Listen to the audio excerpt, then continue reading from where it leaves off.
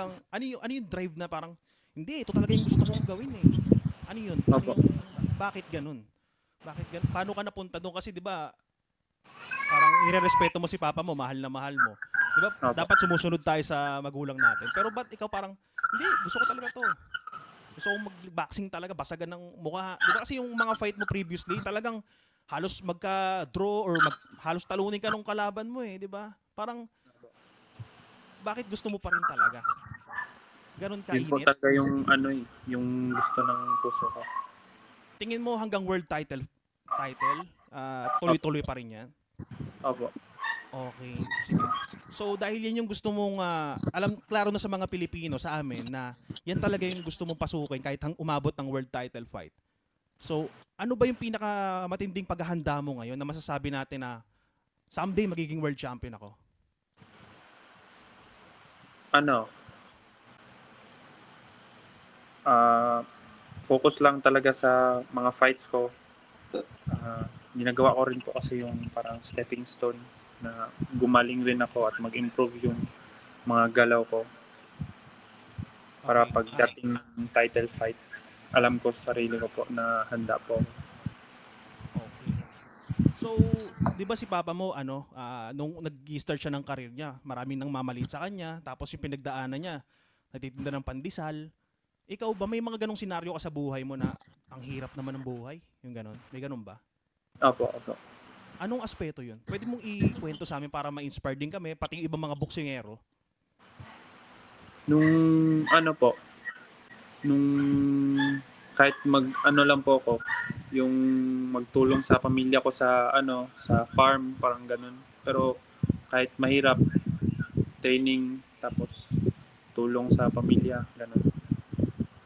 Okay, kumbaga parang isa ka sa mga breadwinner din ng family mo. Opo, Tama opo. ba? Okay. So, kung tatanungin kita, punta tayo sa Philippine boxing. Sino yung kasalukuyang top 3 boxers mo sa Pilipinas? Top 3.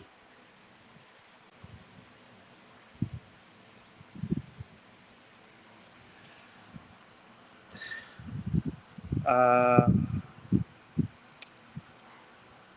daddy ko po. Okay. Yun Manny lang. Pacquiao, Ano, Donaire po. Donaire. At saka, ano, Ariel Antimaro po. Okay. Oo.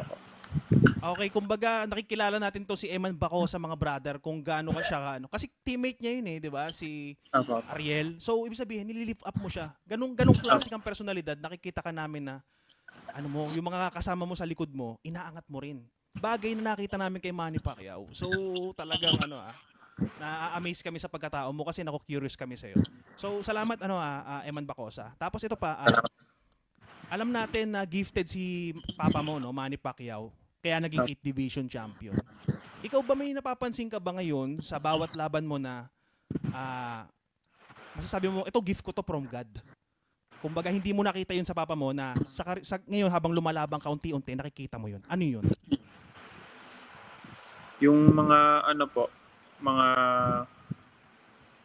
training na pinaghihirapan po ng iba na meron na po ako. Kagaya po Okay. po Gaya ng ng mga ano basic boxing ano. Parang ano rin po, ring IQ, parang ganun ring po. IQ. Okay. Opo, So at least nagkaka-idea kami kasi sa totoo lang maraming nag-aabang sa iyo, Eman Bacosa. Isa na ako opo, ron. Kaya salamat sa opportunity na nakakausap kita. Tsaka kami, mga vloggers. Actually, it's napaka magandang opportunity to para sa amin. Tapos, ito, question ulit. Kung ikaw ang tatanungin, gusto mo bang maging undisputed world champion o multiple division champion? If ever na makarating ka sa tuktok, anong pipiliin mo doon? Undisputed champion sa division mo o katulad similarities kay Papa mo na multiple division world champion? kung ano po ang ibigay ng Panginoon po, yun Okay, po. pero kahit isa lang doon, parang hint lang, para mag-idea lang kami sa'yo. Ano ba ang parang trip mo doon? O dito muna ako sa division ko, ganon ba? maganda rin po yung undisputed. Undisputed. Okay, kakaiba kasi undisputed kasi 'di ba? Ano naman si Inoue.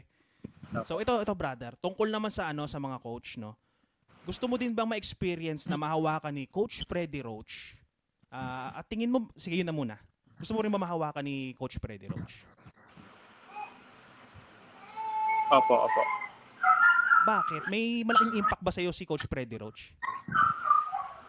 Siya rin po kasi yung isa sa nagpagaling sa daddy ko. Tsaka nakasama niya sa ilang world title fights. Okay. Salamat, Eman. Tapos ito, gusto lang naming humingi ng sa'yo, ng message. Kung may meron kang message ngayon kay papa mo nanonood, ano yun? Anong gusto mong sabihin sa kanya? Dad, huwag ka mag-alala, Dad. Kaya natin to. Alright. Trilla in Manila, mga brother, share this video, share this podcast. Suportahan natin ang Pilipinas, no? Trilla in Manila at Eman Bacosa, maraming salamat sa opportunity. Sir Pao. Opo. Thank you po. Alright, thank you Filipino Brothers. Ayan, pinaka si Filipino Brothers Thank you Filipino Brothers. Ako na dapat yung magtatanong pero may gusto daw itanong mismo yung Blue by Blue sa'yo, Eman.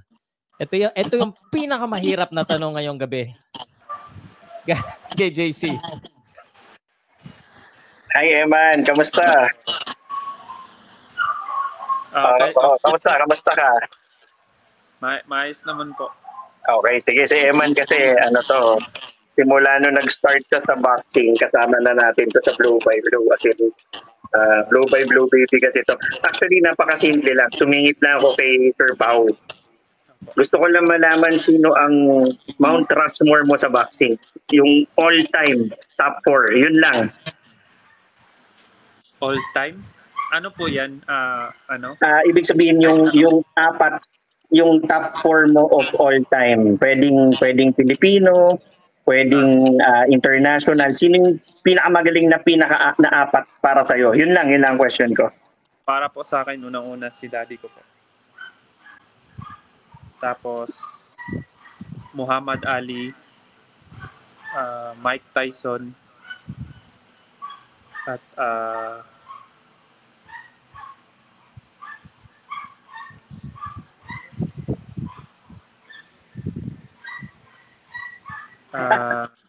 Nahirapan ka sa huli Inoue po.